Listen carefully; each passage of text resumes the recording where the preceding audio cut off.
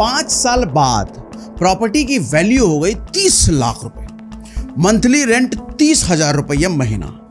1 लाख रुपए जो उसने लगाए थे, 5 साल बाद जब उसने अकाउंट खोला तो करीब 4 लाख रुपए हो चुके थे। लेकिन ये सब नहीं होने के बाद भी आकाश के पास था एक रूल। 10 साल बाद वो 4 लाख रुपए बढ़कर हो गए करीब 16 लाख रुपए। ये वही फ्लैट था जो ऋषभ ने 2011 में सिर्फ 10 लाख रुपए में खरीदा था, उसके पापा से लोन लेकर के। वो बस एक चीज समझ नहीं पाया, मिडिल क्लास माइंडसेट। ये माइंडसेट कहता है कि सैलरी आई, if you don't find a way to make money while you sleep, you will be working till your last breath.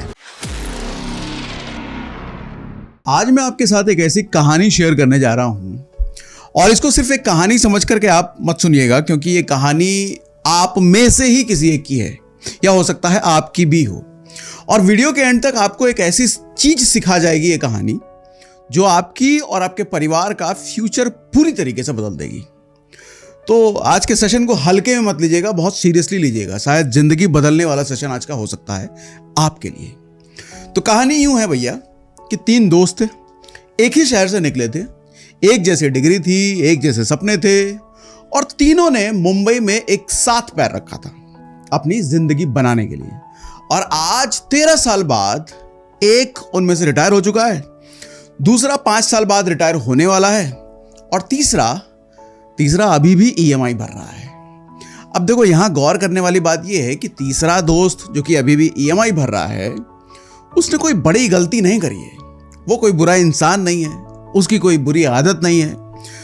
उसने बस एक चीज नहीं सीखी, और उसी एक चीज ने उसकी पूरी फाइनेंशियल जर्नी बदल के रख दी। और आज 13 साल बाद वो जहां खड़ा है, उसकी वजह सिर्फ वो एक गलती है। और आज इस वीडियो में मैं आपको उसी चीज के बारे में बताने वाला हूं, ताकि आप उस तीसरे दोस्त वाली गलती से बच सको। लेकिन उससे पहले मेरा आपसे एक सवाल है, आप में से कितने लोग ऐसे हैं जिनकी सैलरी आते ही या सैलरी आने से पहले ही शॉपिंग लिस्ट तैयार हो जाती है, कहां खर्चना है उसकी प्लानिंग पहले ही हो जाती है? अगर आप में से ऐसे लोग हैं तो मैं कहूंगा कमेंट बॉक्स में मी लिख दीजिए। बस सैलरी आती है हम लोगों की पूर्णिमा के चांद की तरह, लेकिन महीने में बस एक बार आती है। पूर्णिमा का चांद भी एक ही बार आता है ना। और फिर धीरे धीरे खर्चों की आंधी में 15 दिनों में ही पूरी सैलरी गायब हो जाती है। देखो, चांद तो हर महीने वापस बढ़ता है, लेकिन हमारा पैसा ठन ठन गोपाल, साफ खत्म। तो 3 दोस्त, शौर्य, ऋषभ और आकाश की कहानी है ये तीनों दोस्त रायपुर से थे। इंजीनियरिंग की डिग्री थी, आंखों में चमक थी, और दिल में था मुंबई जाकर के कुछ बड़ा करना है, अपने लिए और अपने परिवार के फ्यूचर के लिए कुछ बड़ा, कुछ प्लान करना है। देखो, तीनों में सबसे पहली नौकरी शौर्य की लगी। किस्मत अच्छी आप कह सकते हो, और साथ में सैलरी भी अच्छी थी उसकी, पूरे 30,000 रुपया महीना। और जैसे ही पहली सैलरी आई, शौर्य के दिल में एक आवाज उठी कि भैया मुंबई में हैं, अब जिंदगी जीने का वक्त आ गया है। मुंबई का पार्टी कल्चर, खाना पीना, वीकेंड ट्रिप्स, मरीन ड्राइव की रातें, शौर्य ने सब कुछ जी भर के एंजॉय किया। शौर्य 23 साल का था, अकेला था, कोई बड़ी जिम्मेदारी नहीं थी। तो उसने सोचा कि टेंशन काहे को लेना है यार, जो करना है अभी कर लो, इसी वक्त कर लो, जिंदगी ना मिलेगी दोबारा टाइप। अब भैया पैसे थे बैंक अकाउंट में, और उसके हिसाब से सिर्फ खर्च करने के लिए ही थे उस पैसे। आम जिंदगी में हम लोग पैसों के बारे में क्या सोचते हैं? पैसे कमाए हैं तो खर्च करेंगे, पैसे आए हैं तो खर्च होंगे, पैसे का पर्पस ही खर्च करना होता है। हम मिडिल क्लास लोगों की सोच यही होती है। आप पूछोगे इन्वेस्टिंग, अरे भैया वो वर्ड मिडिल क्लास की डिक्शनरी में होता कहाँ है, इसीलिए शौर्य की डिक्शनरी में भी नहीं था। उसने ऑफिस के पास एक अपार्टमेंट ले लिया, रेंट था 15,000 रुपये महीना, पॉश एरिया, महंगा इलाका। शौर्य ने सोचा ऑफिस भी पास में है, मुंबई की लोकल में कौन धक्के खाए यार, हमारी सैलरी आ रही है, अब उसी से चुकाएंगे। वहीं उसके दोनों दोस्त ऋषभ और आकाश ओल्ड पनवेल में रहते थे, मेन मुंबई शहर के चमक दमक से थोड़ा दूर, लेकिन यहाँ रेंट काफी सस्ता था। शौर्य की तरह ये दोनों फिलहाल कमा नहीं रहे थे, लेकिन शौर्य को पनवेल का एरिया कभी भी समझ में नहीं आया। क्यों? क्योंकि उसको वो लाइफस्टाइल पसंद नहीं थी, उसे स्टाइल चाहिए था लाइफ में। साल बीते, शौर्य की सैलरी बढ़ी और 50,000 रुपए महीने की सैलरी उसकी हो गई। अब शौर्य ने ऑफिस में एक बात नोटिस करनी शुरू करी। कुछ ऑफिस कलीग्स ने गाड़ी खरीद ली है, कार खरीद ली है।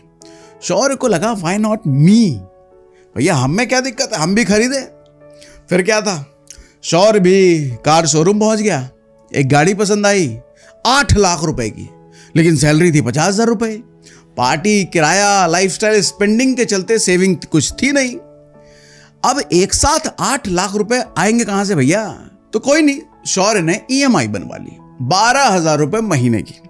अब सोचिए 50,000 रुपए की सैलरी में 15,000 रुपए पहले रेंट जा रहे हैं, 12,000 की गाड़ी की ईएमआई जाएगी, यानी सैलरी आते ही 27,000 रुपए हर महीने फुर्र हो जाएंगे। और बाकी 23,000, अब भैया गाड़ी आई है तो इमेज भी तो बनानी है। तो अब इमेज बनी, गर्लफ्रेंड भी बनी, और उस इमेज को मेंटेन करने में खाना पीना, घूमना, गिफ्टिंग सब चालू हो गया। तो बचे खुचे पैसे भी धीरे धीरे खत्म होने का जुगाड़ अच्छे तरीके से बन गया। देखो भैया, शौर्य कमा रहा था लेकिन बच उसके पास कुछ भी नहीं रहा था। और इन्वेस्टिंग रहने दो भैया, इन्वेस्टिंग का सोचना ही क्यों। देखो, जब शौर्य मुंबई की फैंसी लाइफ जी रहा था तब ऋषभ ओल्ड पनवेल में था और उसके पास नौकरी तक नहीं थी। पापा से पैसे मांगकर 10 रुपए की चाय और वड़ा पाव पर गुजारा कर रहा था। लेकिन नौकरी ना होने के बाद भी ऋषभ खाली नहीं बैठा था। वो आसपास के नवी मुंबई और पनवेल के रियल एस्टेट को समझ रहा था। हर लोकेलिटी, हर बिल्डर, हर प्रोजेक्ट को स्टडी कर रहा था। और एक दिन उसे ऐसी बात पता चली जो उस समय बहुत कम लोग जानते थे, कि नवी मुंबई अगले 10-15 सालों में बड़े पैमाने पर डेवलप होने वाला है, मेट्रो आने वाली है, और ओल्ड पनवेल जहां वो रहता था वो इसी ग्रोथ जोन में है। तो ऋषभ ने समझदारी दिखाई, दिमाग लगाया। ऋषभ ने तुरंत एक रियल एस्टेट कंपनी में नौकरी पकड़ ली। सैलरी बहुत कम थी, 15,000 रुपये महीना, लेकिन उसे सैलरी चाहिए नहीं थी। सैलरी के लिए उसने ज्वाइन नहीं की थी, उसे इंफॉर्मेशन चाहिए थी। और जब उसे एक ऐसे प्रोजेक्ट के बारे में पता चला जहां कंस्ट्रक्शन शुरू होने वाला था, तो उसने तुरंत पापा को फोन मिलाया। बोला, पापा 1 लाख रुपए चाहिए, पनवेल में एक प्रॉपर्टी है, ये एरिया अगले 10 साल में पूरा का पूरा डेवलप हो जाएगा और हम पूरी तरीके से फाइनेंशियली फ्री हो सकते हैं। अब देखो भैया, हम लोग इंडियन फादर हमारे इतनी आसानी से मानते कहाँ हैं, पर ऋषभ ने किसी तरीके से कन्विंस किया पापा को। बुकिंग अमाउंट ले ली पापा से, प्रॉपर्टी बुक भी हो गई। 2011 में वो प्रॉपर्टी बनकर तैयार हो गई। साथ में शॉपिंग कॉम्प्लेक्स आया, स्कूल आया। ऋषभ ने प्रॉपर्टी रेंट कर दी। उस वक्त प्रॉपर्टी की कीमत थी 10 लाख और मंथली रेंट था 20,000 रुपये महीना, यानी सालाना हो गया 2% रेंटल यील्ड। अब सोचिए जरा, 5 साल बाद प्रॉपर्टी की वैल्यू हो गई 30 लाख रुपए, मंथली रेंट 30,000 रुपये महीना। 1 लाख रुपए जो उसने लगाए थे, अब चुपचाप सोते हुए भी उसके लिए पैसे कमा रहे थे। कौन कमा रहा था? पैसे ही पैसे कमा रहे थे। देखो भैया, आप बात करते हैं तीसरे दोस्त आकाश की। ध्यान से समझिएगा इसको। आकाश के पास कोई प्रॉपर्टी नहीं थी, पापा को कोई बड़ा इन्वेस्टमेंट भी नहीं था। वो एक नॉर्मल मिडिल क्लास फैमिली से आता था जिसके पास सेविंग के नाम पर ज्यादा कुछ था नहीं, सिर्फ गुजारा हो रहा था। लेकिन ये सब नहीं होने के बाद भी आकाश के पास था एक रूल, और उस रूल को डिसिप्लिन के साथ फॉलो करने का पक्का इरादा बना रखा था आकाश ने। पहली नौकरी लगी एक ट्रेडिंग कंपनी में, आईटी टेक्नीशियन के तौर पे। सैलरी थी उसकी 25,000 रुपये। वहां उसने स्टॉक मार्केट के थोड़े थोड़े नुस्खे सीख लिए और एक दिन उसने खुद से वादा किया कि मैं 50-30-20 रूल फॉलो करूंगा, चाहे कुछ भी हो जाए भैया।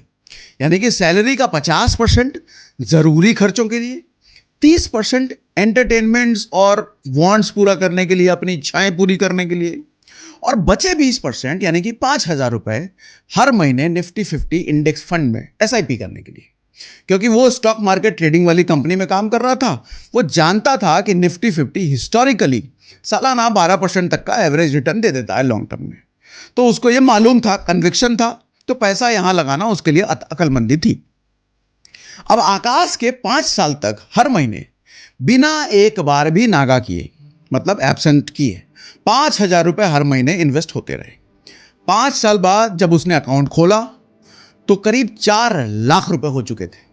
सुनने में कम आपको लग सकता है, लेकिन आकाश ने यहां एक बड़ा मूव खेला है।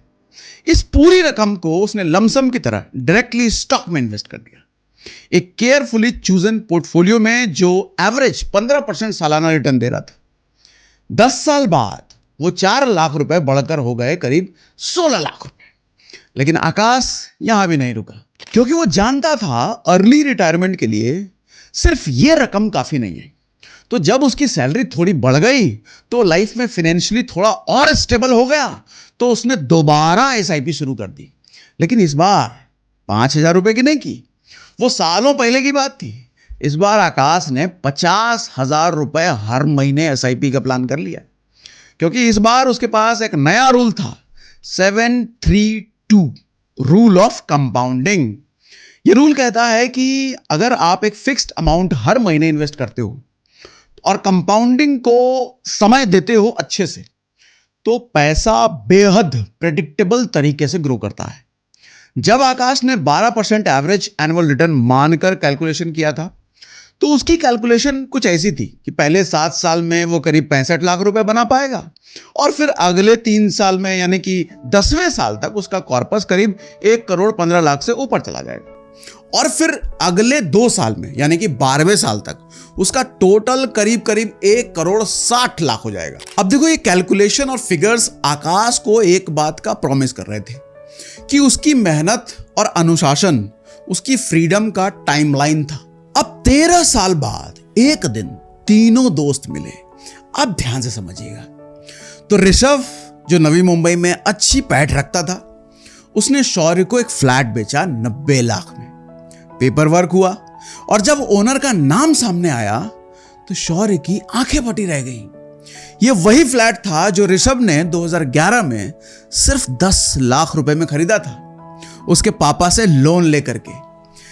आज 11 साल बाद उसी फ्लैट की वैल्यू हो गई थी 90 लाख रुपए। और ऋषभ के पास सिर्फ 1 या 2 फ्लैट नहीं थे। नवी मुंबई में ऋषभ के पास 4 ऐसी प्रॉपर्टीज थी, और वो भी 36 साल की उम्र में। टेक्निकली ऋषभ फाइनेंशियली फ्री हो चुका था, नया घर था, 3 पुराने दोस्त थे। तो आकाश भी वहां पहुंच गया। आकाश की बात हमने नहीं करी ना, उसकी भी बात कर लेते हैं। देखो, आकाश को देख करके शौर्य ने पूछा, भाई ये ऋषभ तो रियल एस्टेट किंग हो गया है और अब तो चिल करने की बात कर रहा है, तुम्हारा हालचाल क्या चल रहा है, जरा बताओ, तुम कब रिटायर हो रहे हो? तो आकाश ने मुस्कुरा कर कहा, 5 साल में। आकाश का डिसिप्लिन्ड इन्वेस्टमेंट चालू था और आकाश को पता था कि 5 साल में एक बड़ा कॉर्पस बनकर तैयार होने वाला है। शौर्य उस वक्त चुपचाप रह गया, मन ही मन हिसाब लगा रहा था। 36 की उम्र, घर की ईएमआई अभी शुरू हो गई है, बच्चे का स्कूल, लाइफस्टाइल एक्सपेंसेस, अगले कम से कम 20 साल तक और काम करना पड़ेगा। अब देखिए, इस कहानी में कोई भी विलेन नहीं है। शौर्य कोई बुरा इंसान नहीं है, वो बस एक चीज समझ नहीं पाया, मिडिल क्लास माइंडसेट। यह माइंडसेट कहता है कि सैलरी आई, शॉपिंग लिस्ट रेडी है, खर्चों का साइकिल शुरू कर दो भैया। रिच माइंडसेट कहता है कि सैलरी आई, पहले इन्वेस्ट करो, जो बचे उसमें से खर्च करो। अब मिडिल क्लास के पास होती है power of loans and power of EMIs. अमीरों के पास होती है पावर ऑफ कंपाउंडिंग। और वॉरेन बफे ने जो कहा था आज भी उतना ही सच है चचा। अमीर होने के लिए आपको बाकियों से ज्यादा स्मार्ट नहीं बनना, बस ज्यादा डिसिप्लिन्ड बनना है। तो अब आप मुझे बताइए कमेंट बॉक्स में, इस वीडियो को देखने के बाद आप क्या करने वाले हो?